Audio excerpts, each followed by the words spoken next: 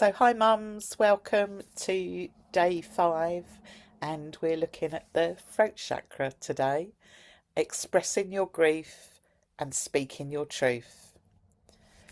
So, the throat chakra in Sanskrit is known as Vishuddha. This chakra is found at the center of your throat and is the energy center for communication, truth, authenticity, and self expression. Its colour is blue and its element is either a space representing openness, vibration, and sound,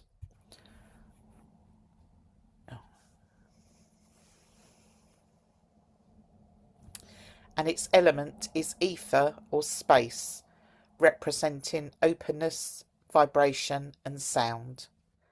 Its purpose is to help us express what is in our hearts, and when we're grieving, this chakra is often one of the first to become blocked, and I know it definitely was for me.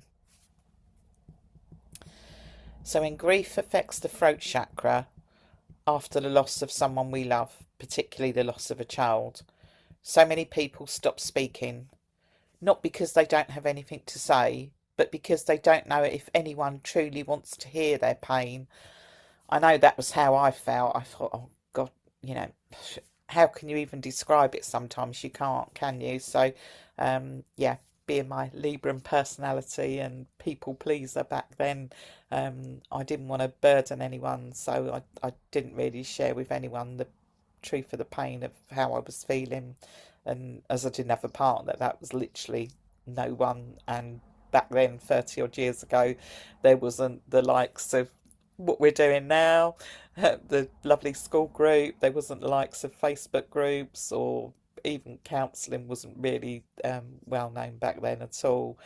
And I know I definitely thought, I think that was the only thing that was available at the time to counselling. And I thought, what is the point of, apart from the fact I just thought I'd break down and wouldn't really be able to speak to a stranger about Adam and how I was feeling. What's the point? It couldn't do the one thing I want, which was to bring him back. So what would be the point, literally?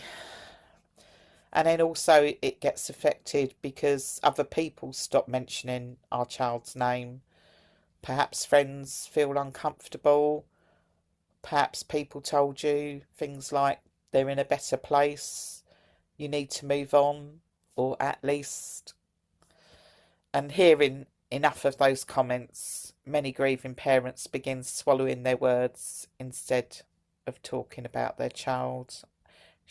They stop sharing memories and they hide their tears. I know I literally hid my tears for over 20 years. Some of it was processed in the natural time, but yeah, as I think we've said before about time being a healer, time on its own isn't a healer.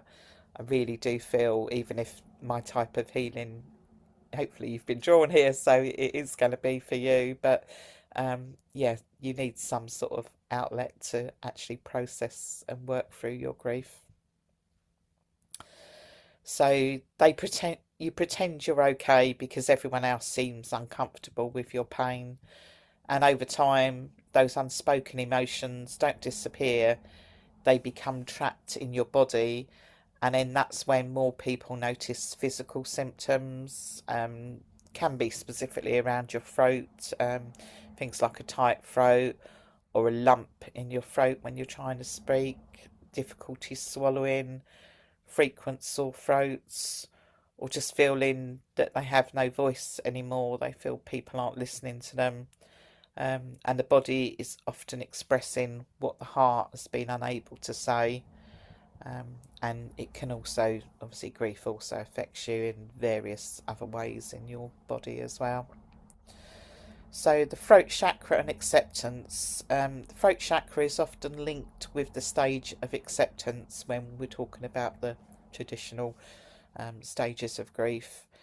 Now, acceptance doesn't mean liking what happened. It doesn't mean that that's it, you've accepted it, your grief has ended.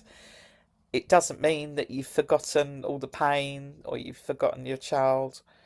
Acceptance simply means that slowly and gently your heart has begun to recognise that the loss has become part of your life story, Rather than, I know one of the mums was saying yesterday, she feels like she's just relaying a story about something else. It still doesn't feel real, that it's her, and she's just into her second year of grief. So, yeah, it is very important to, and the throat chakra can help with that, with help with you opening up. So rather than fighting reality every single day, if you can maybe begin asking different questions. So, what have I learned? Uh, how can I honour my child? I know that was a big one for me when I made that decision. I thought, oh, I cannot live in this pain for the next maybe 40 plus years, because I was only 24 when I lost Adam, and I've now done 30 of them. So I am speaking from a place of knowing. Um, but yeah, I couldn't imagine not being in that pain back then. I remember that to this day. But the thought of living with that intense pain and not ever thinking, I think back then I probably didn't think anything could make it any better, but I thought somehow I've got to push through this and I've got to get on. And it was a hard, long road. So that's what I want to make for you, an easier, smoother route by working with your energy sooner, and it can actually speed up the process that you've got to go through and get you to where you want to be, feeling connected with your child, a lot quicker than anything else. So you can think, how can I carry their love with me? Um, yeah, we do that constantly all the time. And how do I live fully while still loving deeply? So it's just disconnecting the pain and the sadness from the love.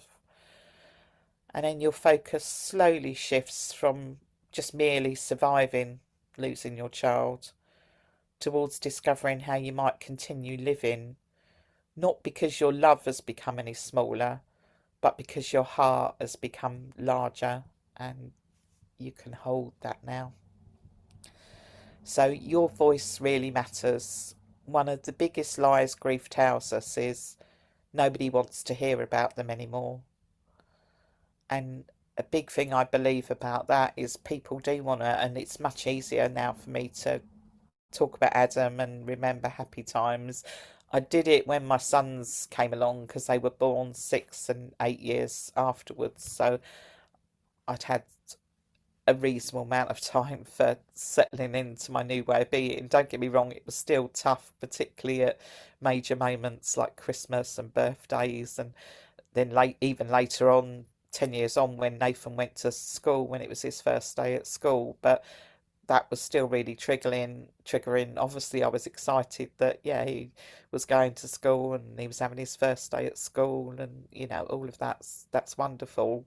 But there was the pain that Adam never got to that simple milestone in life that we just expect our children to get to. So, yeah, and if you are, when you're talking about them, if you're always talking about the pain or the sadness or that you're missing them, then that energy can feel quite low, and that's why it doesn't attract people to listen. But if you can work through some of the other things that we've been through on these 7 days so far, and obviously in much more in depth than what we've had chance to, we're just literally skimming the surface of all of these things, and we go much deeper in either one-to-one work or any group work that I do over a longer period. But yeah, you've worked on those, so you've energetically got yourself to a better space, and then you're able to speak about your child with more love.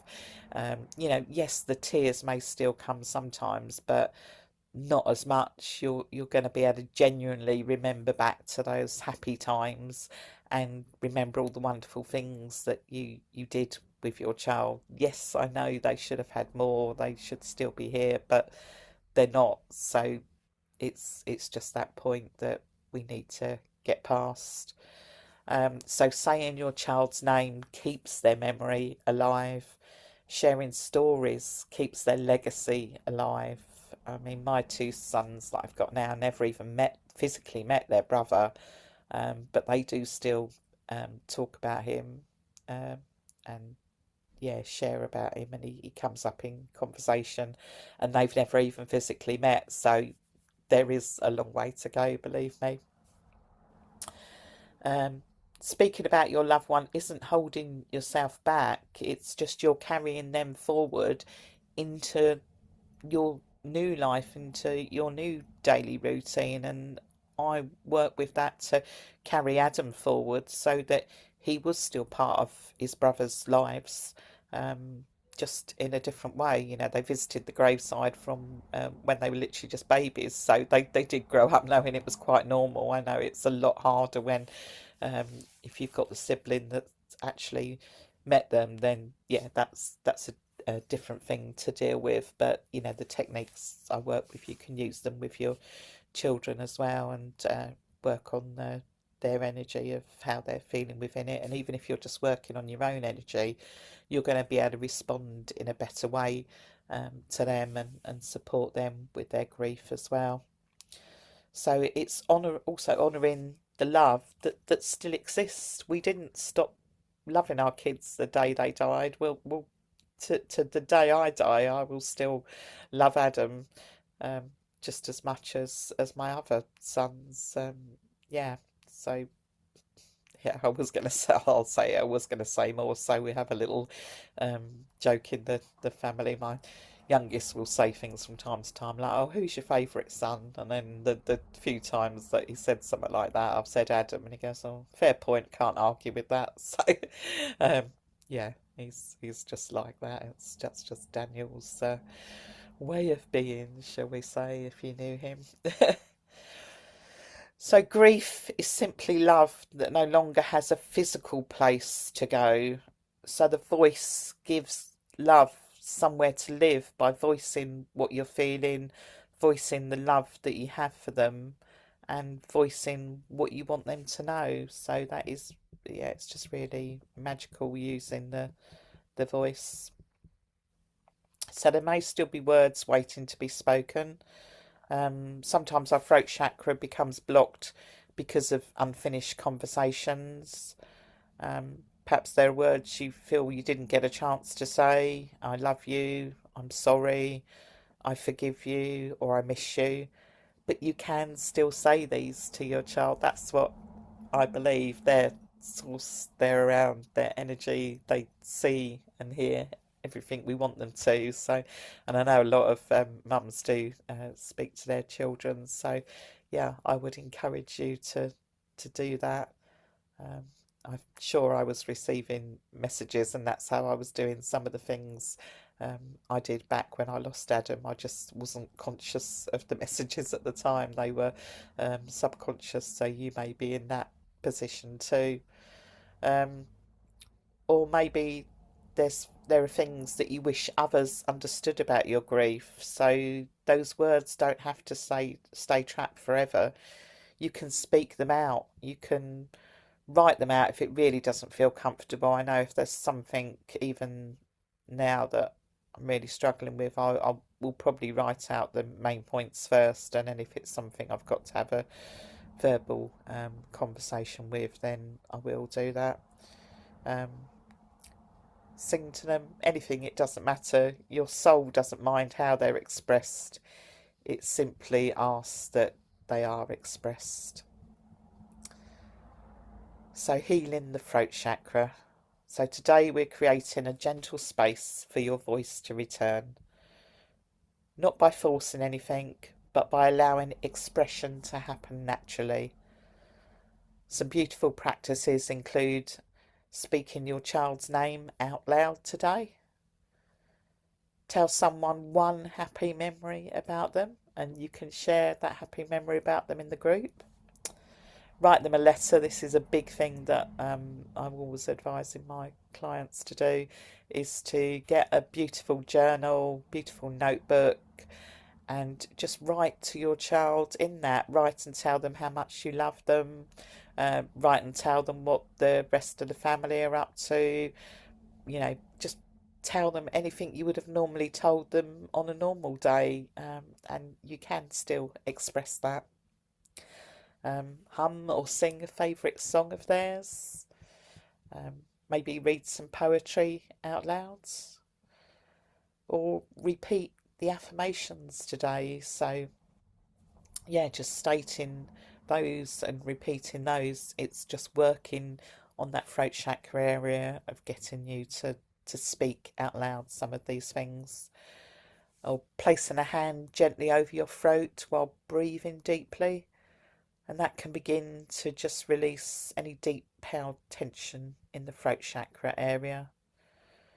And every vibration carries a healing, so your voice is healing, songs can be healing, the meditation music that's in the background of the meditation guided meditations I'm doing all week are healing. So yeah, it's not just the words I'm speaking in the meditation, it's the vibration of the chakra music that's in the background as well. It's all working towards your healing.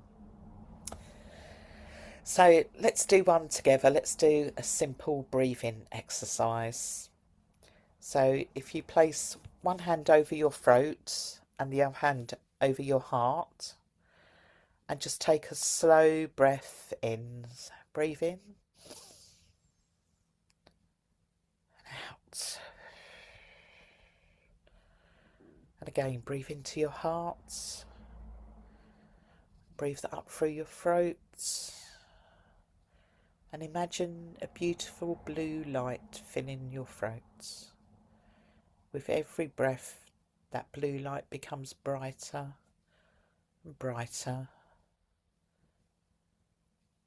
softening and opening. And that's just clearing away every word you've swallowed,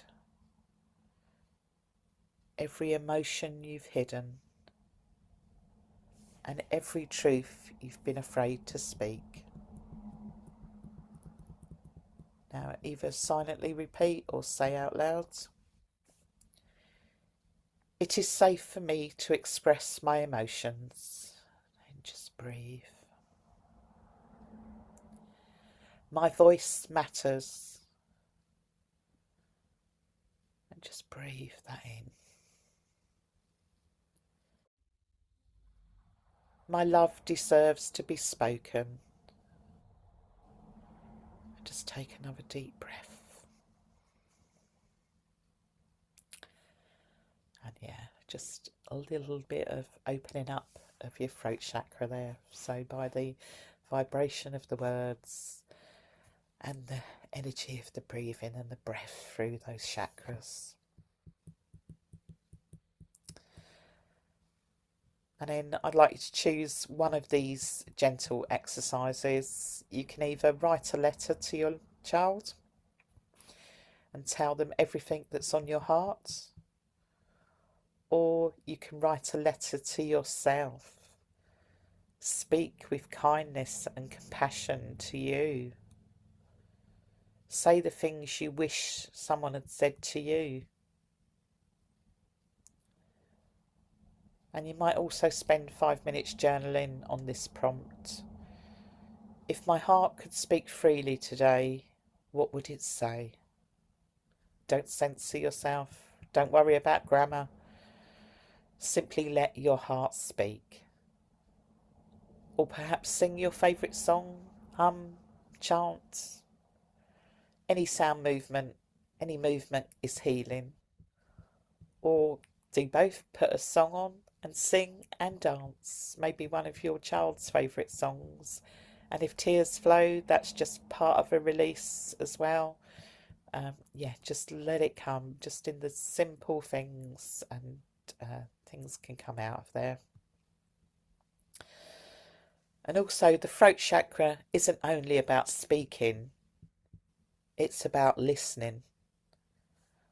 So when someone else shares their grief, notice whether you're truly listening or preparing your response. Today, if you speak with someone, practice simply being present, listening without fixing, listening without advice, and listening with love. Sometimes the greatest gift we can give another grieving heart is simply witnessing their truth. And that's what I want to do in the group here. So Feel free to share in the group about how you're feeling, and we'll witness that. Yes, I may point you to a resource that can help you with that, but I do remember that pain, and I do remember thinking that there wasn't anything that could do to release me from that pain. But I've done it both the harder way of years of just step by step having to get on with life because you've got other responsibilities, or in my case it was just, and that was the thought that was downloaded to me, I think, that Adam couldn't live, so I was trying my best to live for him, and I wasn't living fully in any way, shape or form back then. um, Even when I actually married my husband and had the children, yeah, I was happy in those early years, but it was always a bittersweet thing. Obviously, he knew my background and things, but things like particularly the first Christmas that we had Nathan, and it was the first grandson on his side of the family. He was the oldest of five brothers, and so it was a massive thing in the family. But yeah, I was the only one that was missing Adam. Yes, of course, I was excited and happy that Nathan was having his first Christmas, but there's always that twinge that his big brother wasn't there. He should have been celebrating with him as well.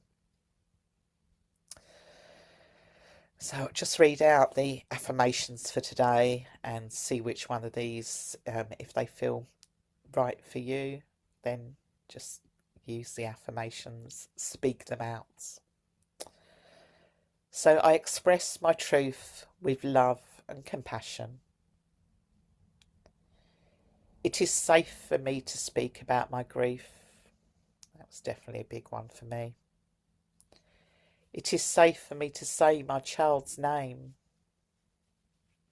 That often happens because some of us, we get shut down because we're told we're talking about them too much. So yeah, don't let that happen. My voice deserves to be heard. My emotions are welcome. And then maybe we can look at processing them. I honour my story, but it doesn't have to be my life story. My truth has value. I release what has remained unspoken. And now, as we finish today's session, remember your grief has a voice, your love has a voice, and so do you. You never have to hide your love simply because others don't understand it. Every time you speak your child's name, share a memory, write your feelings, or allow your tears to become words, you are honouring both your grief, your healing, and your love for your child. So tomorrow we'll continue our journey by exploring the third eye chakra, where we'll begin looking at intuition, inner wisdom, perspective, and gently finding meaning after loss. So until then, look out for the healing session later. Join us live. It's at 5 p.m. today, UK time, if you can make that.